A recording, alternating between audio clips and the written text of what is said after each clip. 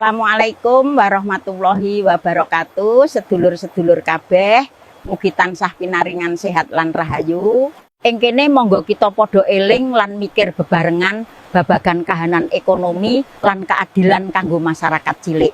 Perintah ngendika menawa kanthi ekonomi program iki kanggo wong miskin. Saiki anggaran MBG kuwi nganti 335 triliun. Yen dhuwit iku dibagekake rata marang kabeh penduduk, saben wong kira-kira bisa nampa Rp361.000 saben wulan. Ning yen dibagekake mung kanggo wong miskin wae, saben taun kulawarga wong miskin bisa nampa kira-kira Rp66 juta saben kulawarga saben taun. Yen diitung saben wulan, kulawarga miskin kuwi duweni hak kira-kira Rp5,2 juta saben wulan.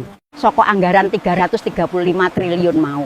Nanging pitakonane, piro sejatine duit sing ditampa masyarakat miskin dina iki? Nyatane mung kira-kira Rp200.000 wae. Padahal hak sing kudune ditampa nganti Rp5,2 juta saben kulawarga saben wulan. Saiki duit iku mlayune menyang endi? Katone duit iku mlayu menyang rente, menyang vendor gede, lan logistik gede. Sing ngrasakake keuntungan saka kahanan iki dudu masyarakat cilik. Mula dina iki masyarakat sipil kabeh rakyat kono sing prasaja mung njaluk hake marang negara. Supaya duit 335 triliun sing dianggarkan ing APBN kuwi pancen kanggo masyarakat. Amarga APBN iku sumbere saka pajak, hasil bumi utawa utang negara. Dadi sing nanggung besok uga anak putune dhewe. Nah iki nganti Rp6 juta saben dina saben pawon disubsidi dening negara. Nanging kuwi dudu bantuan sosial kanggo rakyat. Ning mung kaya bantuan kanggo perusahaan. Sedulur-sedulur kabeh, ing kene kita uga kudu eling lan waspada marang korupsi.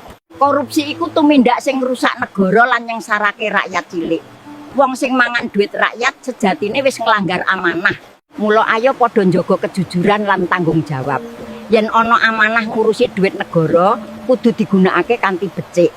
Dudu kanggo kapentingan pribadi utawa golongan. Mugi Gusti Allah paring pitedah lan kekuatan marang kita kabeh supaya tansah milih dalan sing bener lan adil kanggo bangsa lan negara. Wassalamualaikum warahmatullahi wabarakatuh.